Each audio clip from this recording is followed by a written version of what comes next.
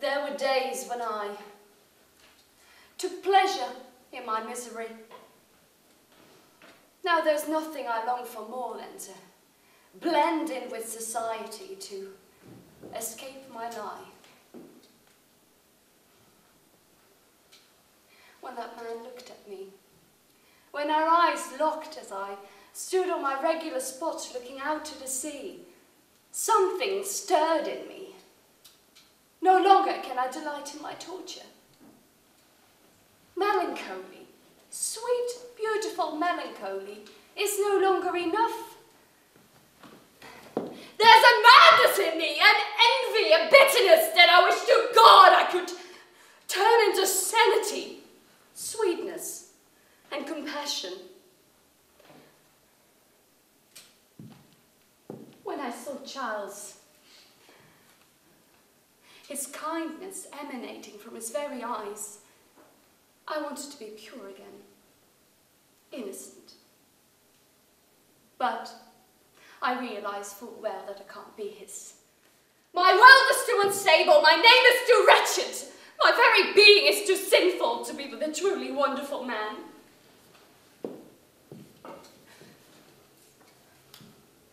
Therefore I sit here, away from the party, away from the one I secretly love, alone with my melancholy, because they see me as the French lieutenant's woman. Their stares pierce right through me, cut me like daggers. Whether I sink or swim does not concern them. They probably hope to see me sink so as to have proof of their God that has left me.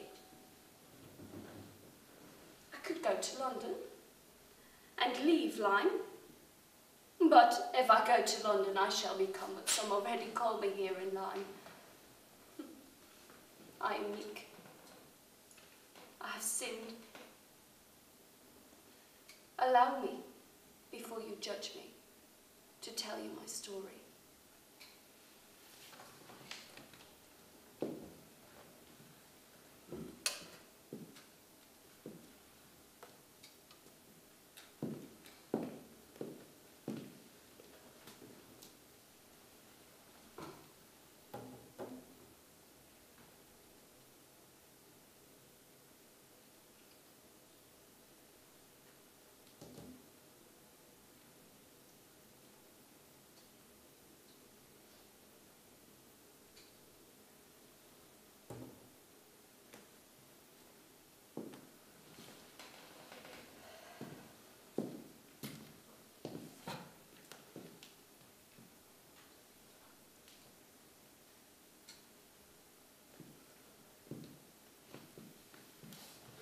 I was working as a governess at the Talbots. His name was Fargen. He was brought to the house after the wreck of his ship. He had a dreadful wound. His flesh was torn from his hip to his knee. He was in great pain, yet he never cried out, not the smallest groan. I admired his courage. I looked after him. I did not know then that men can be both very brave and very false. He was handsome.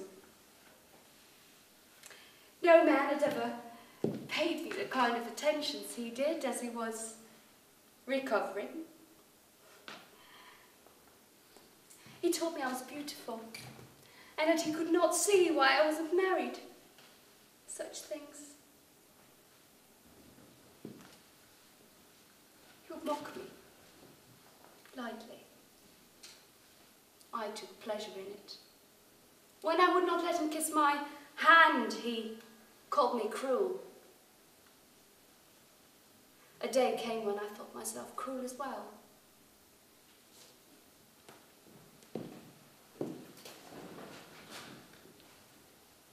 Fargen recovered. He left for Weymouth. He said he would wait 1 week and then sail for France. I told him that I would never follow him, that I could not.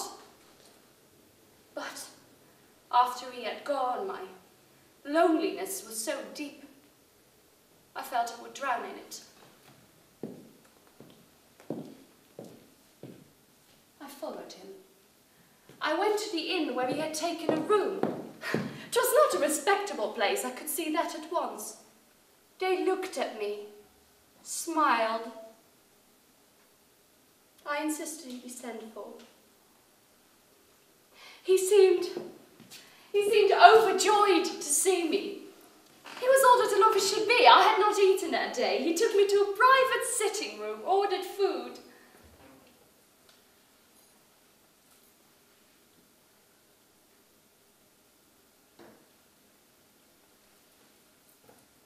But he had changed. He was full of smiles and caresses, but I knew at once that he was insincere. I saw that I had been an amusement to him. Nothing more. I saw of this within 5 minutes of our meeting, yet I stayed. I had the supper that was served. I drank the wine. It did not intoxicate me. I think it made me see more clearly. Is that possible? Soon he no longer bothered to hide the real nature of his attentions towards me, nor could I pretend surprise. My innocence was false from the moment I chose to stay. I could tell you that he overpowered me, or that he drugged me, but it is not so. I gave myself to him. I did it so that I should never be the same again, so that I should be seen for the outcast I am. I knew it was ordained that I should never marry an equal. So I married shame. It is my shame that has kept me alive. My knowing that I am truly not like other women. I shall never, like them, have children, or a husband, or the pleasures of a home. And sometimes I pity them. I have a freedom they cannot understand. No insult, no blame can touch me. I have set myself beyond the pale. I am nothing. I'm hardly human anymore. I am the French lieutenant's whore.